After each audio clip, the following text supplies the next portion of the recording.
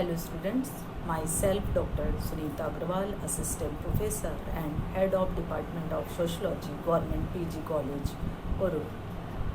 आज हम MA sociology second semester के पेपर क्लासिकल सोशलॉजिकल थिंकर्स के अंतर्गत मैक्स वेबर की थ्योरी आइडियल टाइप पर चर्चा करेंगे।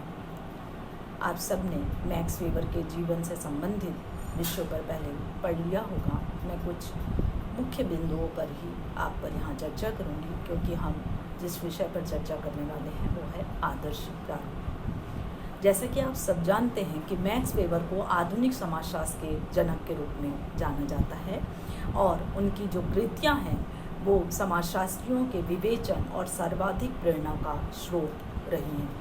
कुछ उनकी प्रमुख कृतियाँ हैं the Protestant ethics and the spirit of capitalism, the religion of China, the religion of India, economy and society, sociology of religion, methodology of social science. अब मैं बात करूंगी उनके जितने भी सिद्धांत हैं, उन सिद्धांतों का जो सार रूप है वो क्या है। मैक्स वेबर के अनुसार समाजशास्त्रीय अध्ययन का उपयुक्त एवं प्रमुख उद्देश्य सामाजिक क्रिया का अध्ययन करना रहा है। आपने जब समाजशास्त्र की परिभाषा पढ़ी थी तब भी आप लोगों ने मैक्स वेबर को पढ़ा, और मैक्स वेबर की सामाजिक क्रिया की जो थ्योरी है वो बहुत ही प्रसिद्ध थ्योरी रही है। वेबर ने समाजशास्त्र का एक तार्किकता या तार्किकीकरण रूप देखने को, उनके समाजशास्त्र में ये चीज़ें देखने को मिली। उन्होंने तार्किकीकरण का प्रयोग राजनीतिक संस्था के विवेचन में भी किया और इस संदर्भ में 3 प्रकार की सत्ता का उल्लेख किया: वैधानिक सत्ता, परंपरागत सत्ता और करिश्माई सत्ता। सामाजिक विज्ञान में शोध विधियों के साथ साथ वस्तुपरकता और मूल्य तटस्थता जैसे मुद्दों को लेकर सर्वप्रथम एक लंबी बहस की शुरुआत मैक्स वेबर ने की, क्योंकि हमेशा समाजशास्त्र में इस बात की चर्चा होती रही है कि कहीं ना कहीं समाजशास्त्र या सामाजिक विज्ञानों में ऑब्जेक्टिविटी का अभाव है, और वो क्यों है उसके कारण के संदर्भ में कहते हैं कि सामाजिक यथार्थ अनंत और काफ़ी विविधतापूर्ण होता है। इसके अध्ययन में व्यक्तिपरकता और अभिमति का आना अनिवार्य है। यथार्थ तथ्य को समझना असंभव नहीं है, तब भी यह कठिन अवश्य ही होता है। जैसे मैंने बताया कि जो समाजशास्त्रीय अध्ययन है या सामाजिक विज्ञान है, उनके अध्ययनों में सब्जेक्टिविटी का समावेश हो जाता है, अर्थात व्यक्ति की व्यक्तिगत विचारधारा या अभिमत जो है वो अध्ययन में शामिल हो जाती है। इसलिए हमें अपने विषय को वैज्ञानिकता के धरातल पर लाना है, तो हमें अपने अध्ययन में वस्तुपरकता या ऑब्जेक्टिविटी को लाना आवश्यक होगा। यह असंभव नहीं है, तब भी यह बहुत कठिन है, और इसी कठिनाई को समझाने के लिए वेबर ने क्या किया, इस कठिनाई को समझाते हुए वेबर ने यथार्थ को वस्तुपरक रूप में समझाने हेतु आदर्श प्रारूप विधि को प्रस्तुत किया। अब मैं यहाँ से क्योंकि चर्चा करूँगी कि आदर्श प्रारूप विधि का निर्माण उन्होंने किसके लिए किया, सामाजिक विज्ञानों के अध्ययन में वस्तुपरकता को लाने के लिए या ऑब्जेक्टिविटी को लाने के लिए या समाजशास्त्र को विज्ञान के स्तर पर स्थापित करने के लिए। अब बात करेंगे आदर्श प्रारूप क्या है। जैसा कि हमने चर्चा की कि समाजशास्त्र में सर्वप्रथम मैक्स वेबर ने ही आदर्श प्रारूप की अवधारणा का प्रयोग किया, और क्यों किया उसका कारण यह रहा कि भौतिक विज्ञानों की भांति सामाजिक विज्ञान में प्रायोगिक विधि का प्रयोग नहीं किया जा सकता, अतः घटनाओं को समझने के लिए तुलनात्मक विधि का प्रयोग किया जाता है। इस तुलनात्मक विधि का प्रयोग वस्तुपरक या ऑब्जेक्टिविटी बनाने के लिए वेबर ने आदर्श प्रारूप की विधि का प्रयोग को सुझाया, और इस विधि के द्वारा कार्य कारण संबंधों को ठीक तरह से समझा जा सकता है। किसी भी विज्ञान में किसी घटना के घटित होने के पीछे कौन से कारण हैं इसे बताना आवश्यक है, तो उन्होंने आदर्श प्रारूप विधि के प्रयोग में ऑब्जेक्टिविटी लाया जा सकता है इस विधि का प्रयोग करके, और दूसरी चीज़ें हम इस विधि के द्वारा किसी घटना में के घटित होने के पीछे जो कार्य कारण संबंध है उसे भी बेहतर तरीके से समझा सकते हैं। वेबर ने आदर्श प्रारूप की अवधारणा का प्रयोग दो परस्पर विरोधी अर्थों में किया और कहाँ पर किया। सर्वप्रथम अपनी पुस्तक Protestant ethics and the spirit of capitalism का के प्रथम अध्याय प्रोटेस्टेंट एथिक के आदर्श प्रारूप की रचना की। बाद में उन्होंने अपनी दूसरी पुस्तक मेथोडोलॉजी ऑफ सोशल साइंस में तार्किक व्यवहार के आदर्श प्रारूप को प्रस्तुत किया। आदर्श प्रारूप को और भी कुछ बिंदुओं के आधार पर समझने का प्रयास करेंगे। आदर्श प्रारूप से तात्पर्य घटना के उन सामान्य लक्षणों से है जो उस घटना के अधिकांश दृष्टांतों में विद्यमान होते हैं। इस विधि का प्रयोग नौकरशाही और विश्व के 5 धर्मों के अपने अध्ययन में किया। उन्होंने आदर्श प्रारूप जो है उसका प्रयोग नौकरशाही व्यवस्था की अपनी थ्योरी और 5 धर्मों के जो विश्व के अलग अलग धर्मों का जब उन्होंने अध्ययन किया उसके 5 धर्मों के अध्ययन हेतु इस विधि का प्रयोग किया। प्रत्येक धर्म के अब उस विधि का प्रयोग किस तरह से किया, देखिए उन्होंने आदर्श का चयन कैसे किया। प्रत्येक धर्म के कुछ सामान्य वह प्रचलित लक्षणों को खोजकर उन्होंने उक्त धर्म के आदर्श प्रारूप का निर्माण किया। सबसे पहले हर धर्म के कुछ सामान्य या प्रचलित लक्षण हैं उसे अलग कर लिया हर धर्म के, और ताकि उस धर्म की तुलना दूसरे धर्म के साथ की जा सके। अब ये कैसे, मैं और बाद में आपको डिटेल में बताती हूँ। आदर्श प्रारूप के आधार पर जिन सामान्य लक्षणों को निरूपित किया वह लक्षण उक्त घटना की सभी वास्तविक इकाइयों में मौजूद हो या आवश्यक नहीं है। बहुत सरल शब्दों में आपके बीच से मैं उदाहरण के तौर पर बताना चाहूँगी कि जब इसे आप सुनते हैं कि किसी आदर्श विद्यार्थी का चयन किया जाता है तो उसके चयन का आधार क्या होता है।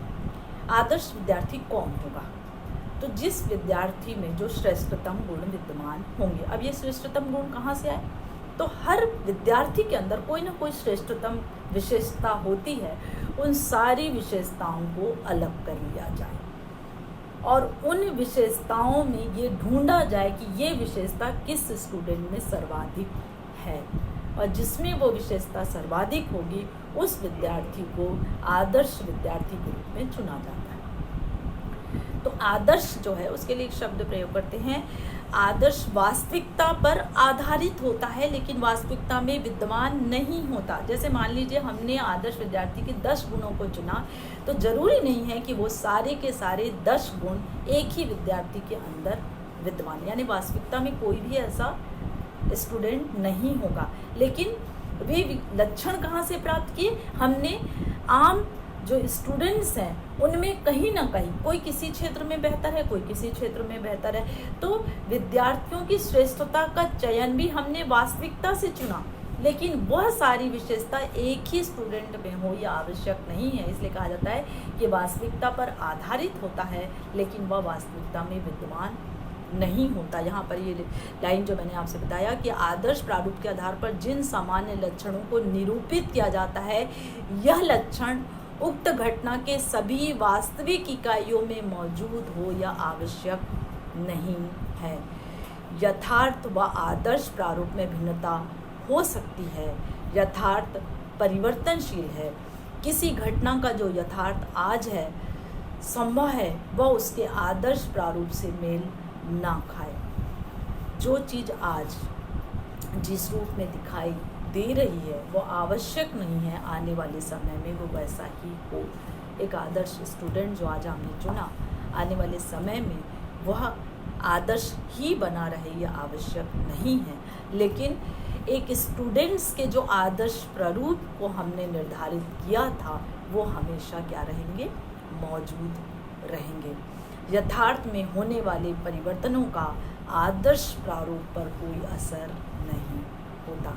अब आदर्श प्रारूप का उपयोग हम कहाँ पर करते हैं और क्यों करते हैं। आदर्श प्रारूप सब कुछ का वर्णन या विश्लेषण नहीं है। यह तो सामाजिक घटना या क्रिया के अति महत्वपूर्ण तत्वों का निरूपण है। आदर्श प्रारूप में कुछ तत्वों को उनके विरुद्ध रूप में प्रस्तुत किया जाता है और कुछ को जानबूझकर छोड़ दिया जाता है। बहुत और सरल शब्दों में बात करूं, सब कुछ का अध्ययन कुछ नहीं का अध्ययन है और कुछ का अध्ययन सब कुछ का अध्ययन है। अगर आप रिसर्च करते हैं और रिसर्च में बहुत सारे पहलुओं में अध्ययन करने की कोशिश करेंगे तो किसी भी विषय को सही निष्कर्ष तक नहीं पहुंच पाएंगे और गहन अध्ययन नहीं कर पाएंगे। इसलिए एज ए रिसर्चर आवश्यकता है कि आप कुछ का अध्ययन करें और सब कुछ का अध्ययन करें। कुछ का अध्ययन ही सब कुछ का अध्ययन है, यानी कुछ का अध्ययन गहन होगा, सही निष्कर्ष तक आपको पहुंचाएगा। लेकिन अगर आप सब कुछ का अध्ययन करने की कोशिश करते रहेंगे तो कुछ भी नहीं कर पाएंगे। और आदर्श प्रारूप में उन्होंने कहा कि जो भी श्रेष्ठतम चीज़ें हैं, कुछ श्रेष्ठतम पहलू हैं, उसको आधार मानकर ही हमें अपने अध्ययन को एक दिशा देनी होगी। अब आदर्श प्रारूप के लक्षणों के आधार पर आप आदर्श प्रारूप को और बेहतर तरीके से समझ सकेंगे।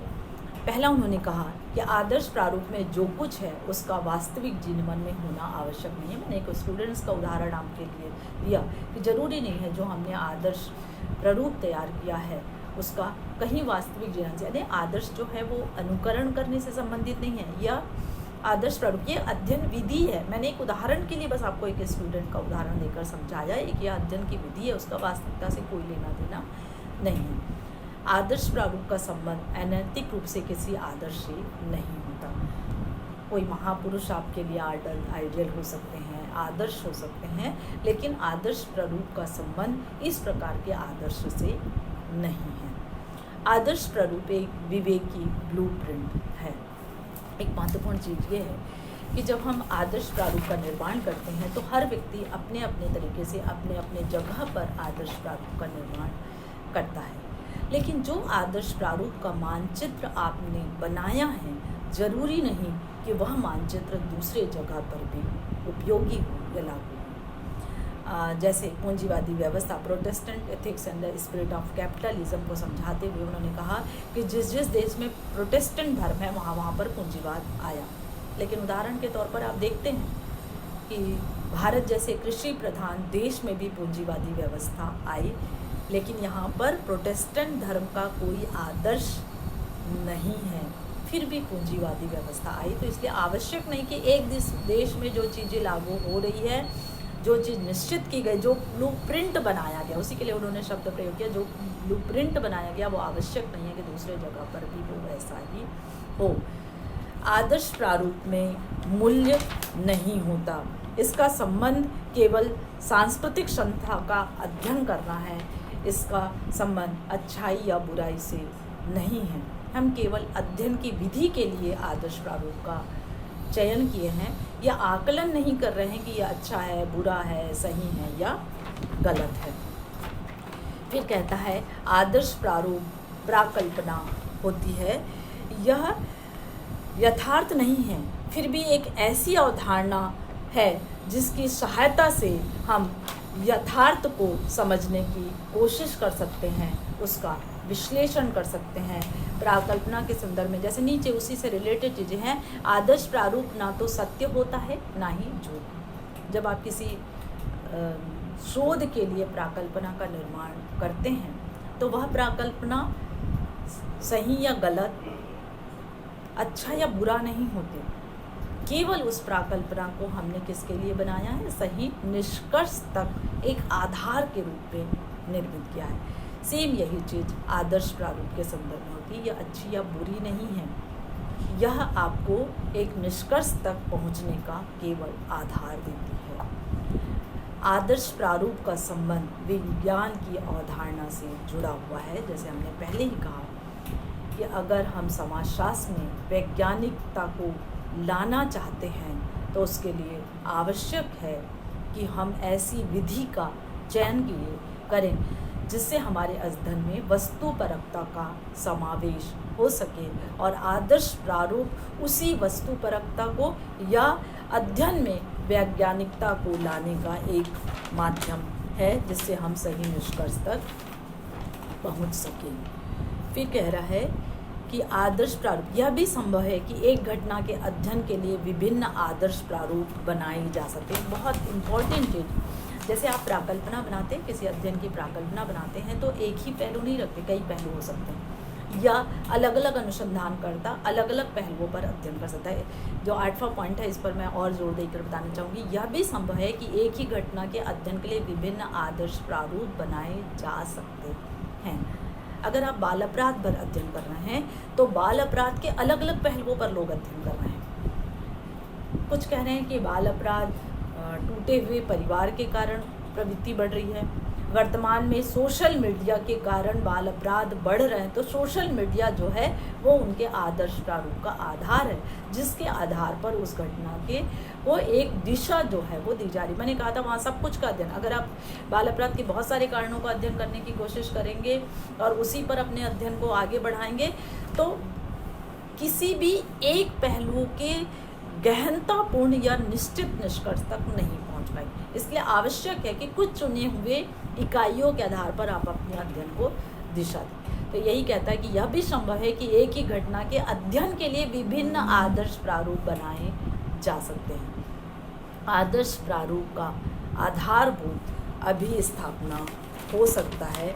आदर्श प्रारूप हमें केवल यथार्थ को समझने की एक दिशा देता है। आदर्श प्रारूप का एक और फायदा क्या है कि आदर्श प्रारूप की सही भूमिका बोधगम्यता को बढ़ाना है, हमारे नॉलेज को, हमारी इंटेलिजेंसी को बढ़ाने का, जो हमारी अबोध्यगम्यता है, अबोध्यता है, उसे बोधगम्यता की ओर ले जाने का, उसे समझने का एक आधार देने का कार्य, एक दिशा देने का कार्य जो है वो आदर्श प्रारूप करता है। आदर्श प्रारूप स्पष्ट अभिव्यक्ति का साधन है। जिस विषय पर आपका जो भी ज्ञान था वो अस्पष्ट था, या जो हमारे अभिव्यक्ति का माध्यम था वो अस्पष्ट था, उस अस्पष्टीकरण को स्पष्टीकरण तक ले जाने का एक आधार जो है वो आदर्श प्रारूप है। अब उन्होंने कहा कि आदर्श प्रारूप के अलग अलग प्रकार हो सकते हैं। ऐतिहासिक विशिष्टता के आधार पर बने आदर्श प्रारूप, उन्होंने बहुत सारे ऐसे ऐतिहासिक अध्ययन किए, जैसे एक Protestant ethics and spirit of capitalism की भी जब बात की कि पूंजीवाद का एक ऐतिहासिक व्याख्या उन्होंने की कि प्रोटेस्टेंट धर्म का इतिहास बताया, फिर पूंजीवाद कैसे आया, उसके आदर्श प्रारूप को उन्होंने बताया। फिर आदर्श प्रारूप कहाँ से हैं? सामाजिक यथार्थ से जुड़ा हुआ है। आदर्श प्रारूप जो है वो सामाजिक यथार्थ से जुड़ा हुआ है। उन्होंने औद्योगिक क्रांति के अधिकारी तंत्र का जो अध्ययन किया, उसके लिए भी उसके सिद्धांतों को बताने के लिए वो वास्तविकता को, जो सामाजिक यथार्थ है उसकी वास्तविकता को उन्होंने प्रस्तुत किया और ऐतिहासिक व सांस्कृतिक संदर्भों में उसे विश्लेषित करने का प्रयास किया।